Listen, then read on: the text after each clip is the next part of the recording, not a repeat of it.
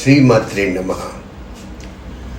అమ్మవారు స్వయంభూ అయిన అమ్మవారు లలితాదేవి జ్ఞానం అనే పరబ్రహ్మం అనబడే అగ్నికుండం నుండి ఆవిర్భవించింది అని వేదశాస్త్రాలలో బ్రహ్మాండ పురాణంలో చెప్పబడి ఉంది.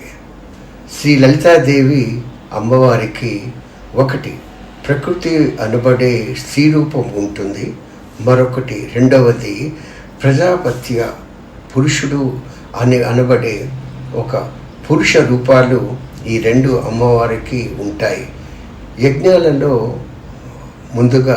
యజ్ఞాలలో పురుష రూపంతో ప్రత్యక్ష సంతానాన్ని ప్రసాదించే ఆ పాయస పాత్రనిచ్చే రూపం ఈ రెండవ రూపమే. ఒకానొక కాలంలో దశరథ మహారాజుకి పుత్రకామేష్టి యాగంలో ప్రత్యక్షమైన రూపం ఈ అవతారమే, అమ్మవారిదే. దేవతలకు అంబ యాగంలో దర్శనం ఇచ్చింది మొదటి రూపం. ఇలా ప్రకృతి తన సంకల్పంతో జ్ఞానాగ్ని నుండి పుట్టినది ఈ కావడం వల్ల, ఈ జ్ఞానాగ్ని నుండి పుట్టడం కావాల అణువణువు జ్ఞానంతో నిండి ఉన్న మూర్తి అమ్మవారు. ఆ ప్రణఖాత్ సర్వ ఏవ సువర్ణ అంటోంది వేదం. అనగా నఖశిఖ పర్యంతం అమ్మవారు సువర్ణమూర్తి. ను అంటే మంచి, వర్ణం అంటే అక్షరం. లలితాదేవి అమ్మవారు ఒక పవిత్రమైన అక్షర స్వరూపిణి. ఓంకారం ఆ మొదలుకొని హ వరకు అన్ని అక్షరాలు ఆ అమ్మవారే. శ్రీ లలితాదేవి ఈ నామం చాలా శక్తివంతమైన నామం.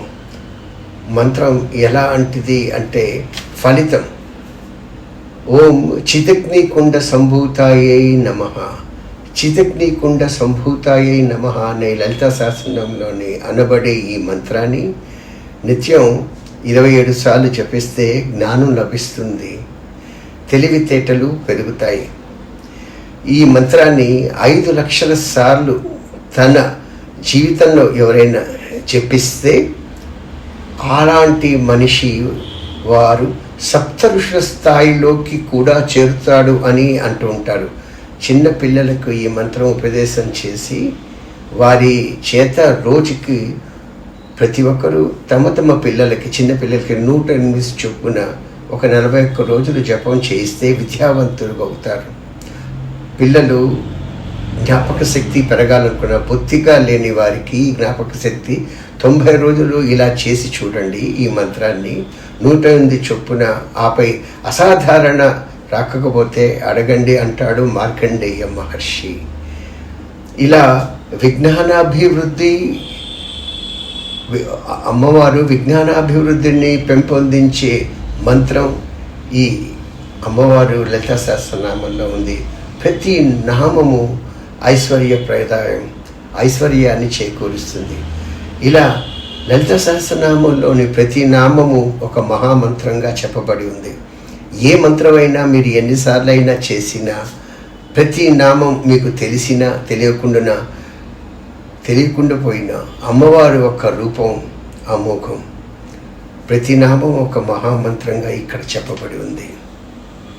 శ్రీమాత్రే నమః.